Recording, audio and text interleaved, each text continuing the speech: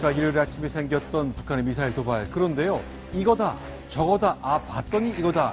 3번 바꿨습니다. 그런데 오늘 국방장관 얘기인데 우리 오판하지 않았다. 이렇게 다시 한번 미사일 날아오면 우리는 막을 수 있다고 얘기했습니다. 먼저 오늘 국회에서 출석한 국방장관 얘기부터 들어보겠습니다. 실제로요, 또 서울을 직접 누릴 때 우리한테는 과연 몇 초나 요격할 시간이 있는지 생각보다 작았습니다. 시작해 보겠습니다. 오늘 한민주 국방부 장관이 국회를 찾았습니다. 듣겠습니다.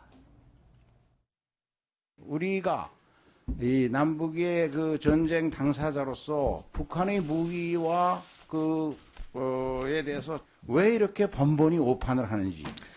군 당국은 오판한 것이 전혀 없습니다. 모든 상황에 대한 평가는 시간이 지남에 따라서 정확해지는 것입니다. 최초 우리가 확인한 재원을 통해서 노동급이라고 얘기를 했던 것이고, 그 다음에 이 속도에 유념해서 우리가 무수단급이라고 개량형 중거리 탄도탄 미사일이라고 발표를 했기 때문에. 자, 역시 매번 이랬거든요. 일단 언론에서는 국방부가 왜 한 방에 맞추지 못했느냐, 왜 자꾸 판단을 바꾸느냐 얘기를 하는데, 이정훈 의원, 네. 우리는 어떤 환경에 있는 겁니까? 아니, 저는 지금 저 두 분 말씀을 보면서 한민구 장관 편을 좀 드리고 싶어요. 아하. 이유는 뭔가 하면 북한에서 쏘는 거를 이 지구가 둥글하잖아요. 네. 그러면 북한 쪽으로 가게 되면은 우리가 평면이라 그래도 산 때문에 안 보일 텐데 밑으로 내려간단 말이에요. 네. 레이더를 쏴서 잡는다는 거는 뭐가 있다는 걸 아는 거지. 이게 사진 찍어서 보는 것도 아니고. 네. 그럼 저게 위성에서 찍는다 그러면 어떻게 보입니까? 우린 저걸 옆으로 보니까 모양이 보이죠. 위에서 보면 볼펜 세우는 것처럼 동그란 것만 보이는 거고. 이렇게 미사일이 서 있으면 위성에서 보면 그렇죠. 그렇게 되죠. 물론 옆에서 보면 좀 낫겠지만 그것도 네. 역시 뾰족한 거기 때문에 잘 모르는 겁니다. 네. 근데 저는 사실 국방부에서 발표할 때, 처음 발표했을 때 깜짝 놀란 게 네. 바로 북한이 쏘고 나서 얼마 안 지나서 고체 연료라 그랬습니다.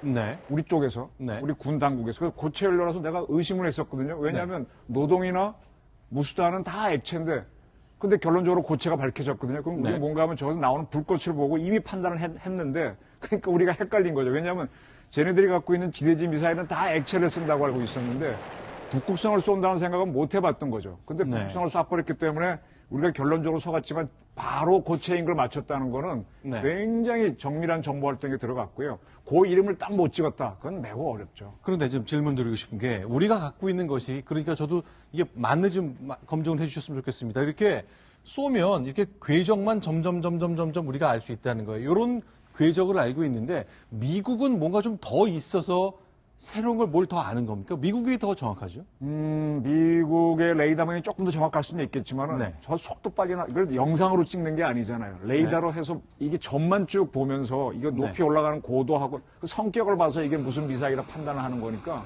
미국도 저 사진은 지금 북한은 자기네가 찍은 거니까 막 발사할 때는 가능하지만은, 네. 일단 올라가서 마하 10 정도로 가게 되면 그걸 어떻게 찍어냅니까? 못 찍습니다. 그래서 미국 같은 경우에도 아마 이번에 고체 연료라고 판단을 한 것 같고, 우리보다 빨랐던 거는 이지스함들이 기다리고 있었는데 일체 대응을 안 한 거는 생각보다 이게 상당히 짧구나. 네. 판단해서 기다렸던 것 같아요. 성능을 한번 보려고. 실제로 오늘 이제 국회에서 국가정보원이 정보위원회 브리핑을 했거든요.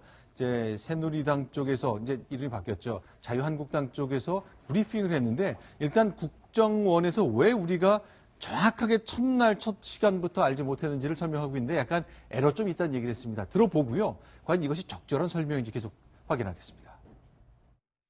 이 영상 하는 게 계속 한 군데만 서치할 수 있는 게 아니에요. 거기에 지켜봤더라도 갑자기 차가 나타나가 쏴버리는데 그걸 어떻게 알아요? 고도까지 올라가서 550km 올라가서 500km까지 날아가는데 13분 걸렸어요. 레이더가 쏘면 산에 막히잖아요. 산 위에 올라야 잡히는 거예요. 쏘고 난 다음에 알면 뭐하나 이게. 국방부 정책을 바꿔야 되는데. 네. 사실 국방부 정책을 바꿔야 된다기보다 사실은 저거는 보통의 액체 연료였다면 보통 1시간에서 3시간 정도 준비 기간이 필요하거든요. 네. 그 사이에 우리가 위성을 통해서 계속적으로 정찰을 하면서 뭔가 이상한 물체가 지금 현재 설치되고 있구나 하는 것들을 알 수 있겠지만, 지금 고체 연료였기 때문에 저거는 지금 10분 내로 바로 나와가지고 어디 땅굴에서 있다가도 바로 나와서 10분 내로 발사할 수 있다는 거거든요. 네. 그렇기 때문에 저거를 사실 미리 탐지를 한다는 것 자체가 사실은 어려웠다. 그런 게 있고 지금 바로 국방위원장 얘기한 것처럼 이미 어느 정도 올라간 다음부터 레이더로는 잡히거든요. 그 네. 이상은 안 잡힙니다. 원래부터. 네. 이게 올라가기 전에는 우리처럼 이렇게 산도 많은 나라에다가 또 지구가 또 약간 또 공처럼 둥글기 때문에 어느 정도 적어도 몇십 킬로 올라가야만 알기 때문에 저거를 왜 처음부터 잡지 못했냐. 사실은 처음부터 저거를 알아내서 잡아서 사전에 저거를 타격한다. 그 자체 개념 자체가 사실은 너무 어려운 개념이고 지금 현재 우리 기술로는 아예 불가능한 기술이었다. 이렇게 말씀드릴 수 있습니다. 자, 지금 보신 것처럼 이제 오늘 설명한 것이 똑바로 90도로 올라간 게 아니라 1도 틀어져서 89도로 갔고 이것을 높이 쏘았길래 망정이 정상적으로 쐈으면 일본 열도를 넘어가는 2,000km는 날아갔을 거라고 이제 보고를 한 겁니다. 네, 네. 하나씩 이제 공개가 되는 거죠. 네, 그 정리를 해드리면요. 몇 번 네. 말씀드렸지만 북한 원래 저게 잠수함 발사용이지 않습니까? 네. 잠수함에서는 이렇게 똑바로 세워야만 되는데 네. 잠수함이 작다 보니까 북한 잠수함에서 약간 틀어서 89도로 쏘도록 원래 저렇게 만들어졌어요. 그래서 저거를 지상에서 쐈기 때문에 89도로 쐈다고 저는 이해가 되고 네. 그걸 더 낮췄고 70도쯤으로 쏘게 되면 훨씬 멀리 가겠죠. 그렇겠죠. 근데 거기까지는 북한이 개량을 아직 못한 것 같아요. 지대지형으로는. 네. 그런데요, 조금 더 보겠습니다. 그런데 이제 많은 사람이 걱정하는 겁니다. 우리가 사드 배치 때문에 여러 가지 이제 국가적으로 분열되는 아픔도 겪고 중국이랑 불편한 관계가 생기고 있잖아요. 그런데 그럼 그런 고통을 감내하면서도 우리가 사드를 배치하려고 하는데 만약에 이번에 방현 비행장에서 북한이 쏜 탄도미사일을 남쪽으로 쐈다면 우리한테는 막을 수 있는 거냐. 일단 날아오는 시간은 13분이라 그랬거든요. 자, 우리한테 시간이 얼마나인 겁니까? 계속 보겠습니다. 이제 여러 가지 방법이 있습니다. 그러니까 페이트리엇 2라는 것이 있는 거죠. 네. 그게 이제 우리 무기만 쭉 나열되어 있는데요. 네. 맨 처음에 이제 사드 같은 경우는 우리 무기가 아닙니다. 낮은 데부터 맞출 수 있는 뭐 그런 아닙니다. 거죠. 먼저 위에부터 맞춰야 되겠죠. 네. 높이 올라간 걸 맞추는 걸 사드로 먼저 맞춰보고 사드가 못 맞추면 팩트로 네. 맞추는 개념이 되는 거죠. 네. 자, 그러니까 제일 보겠습니다. 또 결국 요격하는 높이가 다 다른 거죠. 계속 보겠습니다. 일단 가장 높은 곳에서 맞출 수 있는 것이 SM3. SM3죠. 근데 이제 문제는 우리 SM3를 우리 이지스 구축함이 3척을 갖고 있어요. 네. 꽤 많이 갖고 있는 나라인데 네. 유감스럽게도 대한민국이 갖고 있는 이지스 하면 SM3 탑재 안 했습니다. 우리가 빼고 샀다고 전에 한번 네. 설명하셨다고. 왜 제가 그게 항상 문제를 제기하는 게 김대중 정부 때 시작을 했는데 왜 뺐냐는 거예요, 제가 질문이. 지금 와서는 답답하게 됐잖아요. 그 지금이라도 저걸 다시 집어넣는 정책을 펼쳐야 되는데 아까 이철호 정보위원장이 대한민국 국방정책 바꾸라 그랬죠. 네. 바로 저기 탑재하는 거 하라는 거예요. 일본도 초기에 이지스 구축하면은 SM3 없었는데 지금 그걸 다 개조 개량하는 사업 하고 있습니다. 해야죠. 정책 바꿔야죠. 자, 이제 설명하겠습니다. 그러니까 13분 걸려서 그러니까 천천히 올라왔다가 정상에 올라서 내려올 때 갑자기 가속도부터 떨어지는 건데 페이트리엇 2라는 건 이제 낮은 위치에서 잡는 것이기 때문에 한 3초 정도밖에 우리한테 시간이 없는 겁니다. 굉장히 순간의 판단으로 모든 걸 바꿀 수 있는 건데 조금 더 나가서 사드를 배치할 경우에는 더 높은 곳에서 잡기 때문에 예.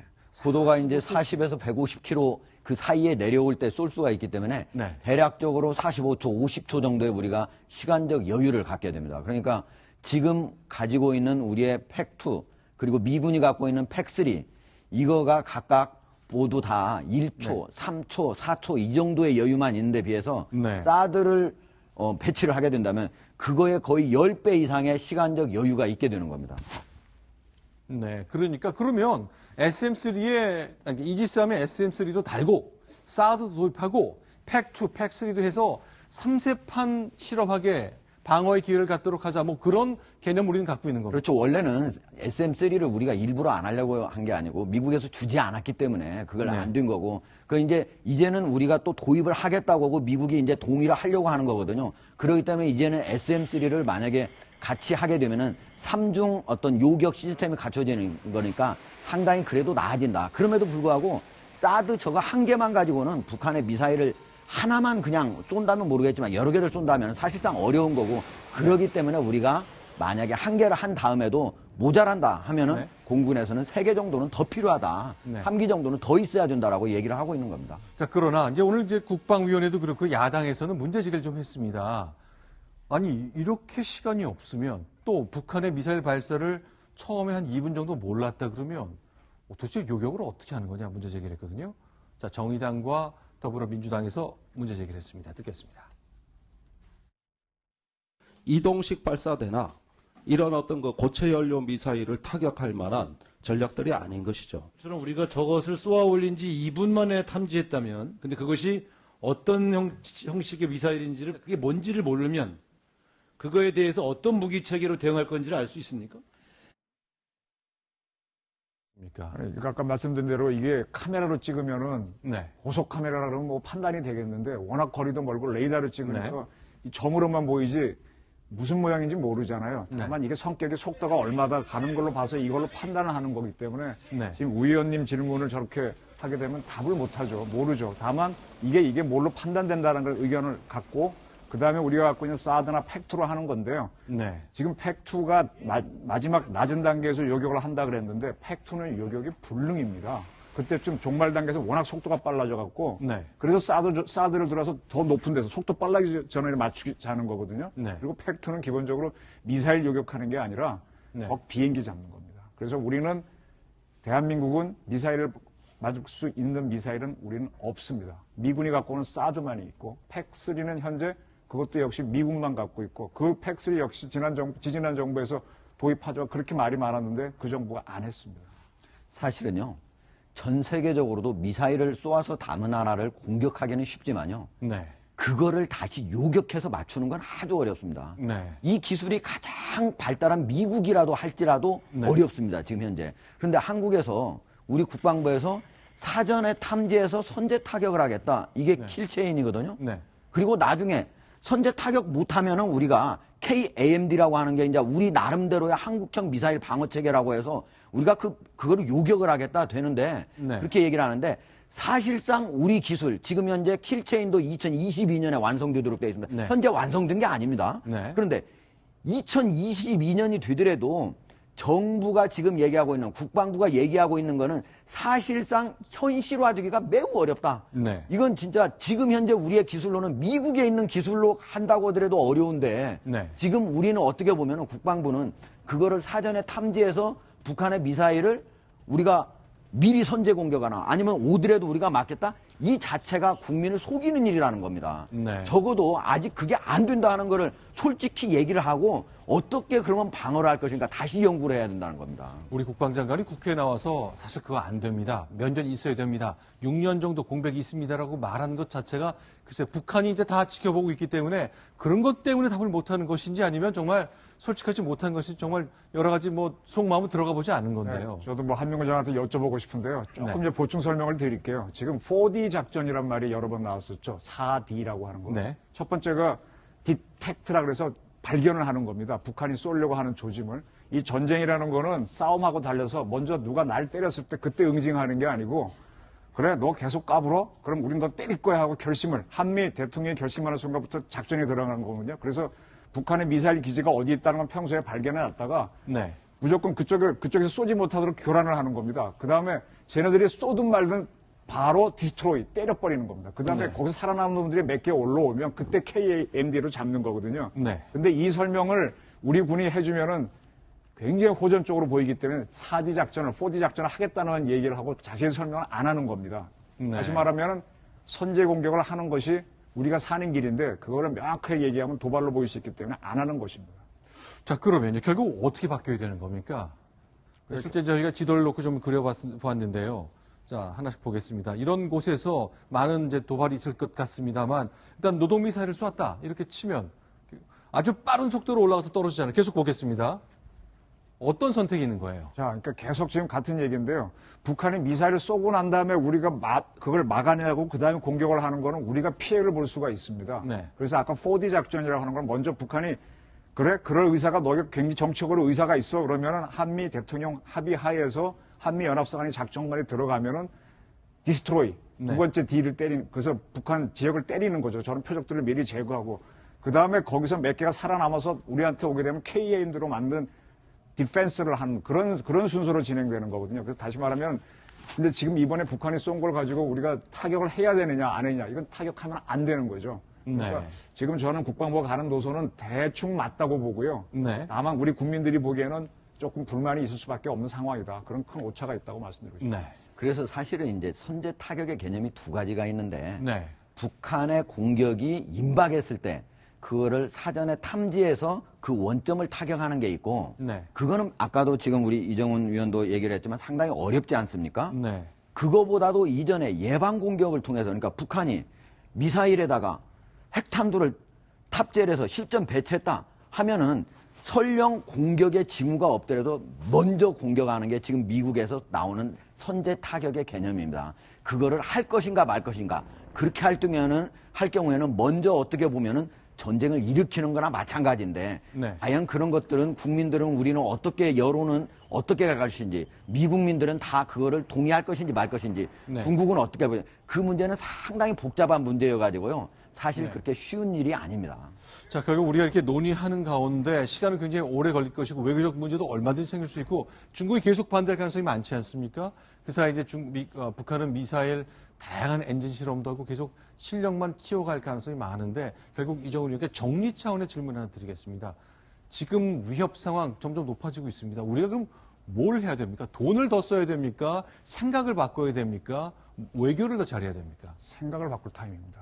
지금 이제 예방전쟁하고 선제공격이 굉장히 정치학계에서 논란이 됐어요. 예방전쟁은 뭔가 하면 수나라가 고구려 침공할 때 고구려 임금이 무도하다는 이유로 때립니다. 근데 그 속은 뭔가 하면 고구려가 쳐들어올 거고 미리 가서 때리는 예방전쟁이거든요. 네. 예방전쟁은 안 된다 그럽니다. 근데 예방전쟁은 전부 다 선제공격으로 이루어집니다. 네. 근데 선제공격을 안 하면 저쪽에서 핵미사일을 쏘고 여기 우리 맞은 다음에 대응하려면 우리 다 죽었단 말이에요. 네. 그러니까 이래서 최고 지도자는 항상 고민을 하는 거고 그게 통수권이라는 겁니다. 네. 우리가 그분한테 모든 걸 맡기고 살고 있는 거예요. 네. 그래서 통수권이 중요하기 때문에 근데 섣불리 오판했다가 들어가서 거꾸로 침략을 했다는 오해를 받으면 전 세계로부터 지탄을 받아서 후세인처럼 날아갈 수도 있거든요. 네. 그래서 정치가 예민하고 중요하고 안보가 중요한 건데 지금 자꾸 우리가 그런 시기로 몰리니까 우리가 지금 제가 보기에는 우리 국민들이 그래 북한 그래? 한번 전쟁 한번 하자고 결심을 하면은 오히려 북한은 물러난다는 거죠. 그래서 베제티우스가 평화를 원하거든 전쟁을 준비하라, 전쟁을 대비하라 그랬거든요. 네. 우리는 자꾸 전쟁만은 절대 안 돼 그러는데 전쟁에 대한 강한 의지가 있을 때 베트남이 미국이 중국이 덤비면 항상 붙자 그랬지 않습니까? 그렇게 살아가지 않습니까? 그래서 그건 우리 생각을 바꿀 타이밍이 됐다 그렇게 말씀드리고 싶죠. 네, 자 일단 미국의 특수전에 쓰는 이제 수송기 MC-130도 투입이 됐고 예, 오스프리가 이제 배치됐거든요. 네, 저게 그거는 뭔가- 어떤 의미에서 네, 그렇게 됩니까? 지금 MC-130이라고 하는 건 참수 작전에 들어가는 부대들이 타고 들어가서 네. 쫙 북한의 그 레이더망을 무력화시키고 들어가서 뿌리는 특수부대를 요 비행기를 타고 들어간다 이 그렇죠. 얘기죠. 저거 들어가게 되면 북한의 레이더망들이 재밍이 걸려서 꼼짝을 못 하거든요. 그 다음에 우리 특전사 요원들을 쫙 뿌려서 떨어지고 나서는 작전을 하는 거고, 오스프리 같은 경우는 이제 이 비행기는 날개가 앞에 있고, 요거죠. 저건 지금 헬기 같은 게 두 개 돌아가지 않습니까? 네네. 저게 별로 앞으로 갈 방향이 때는 좀 다르네요.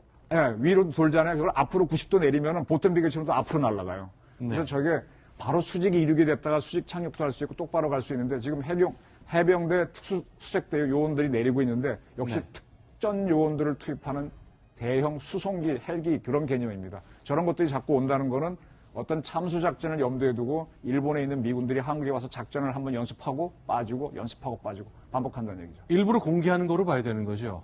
아, 그렇죠. 이때 일종의 북한에 대한 사인이죠. 너 김정은 죽일 수 있어. 이런 겁니다. 알겠습니다.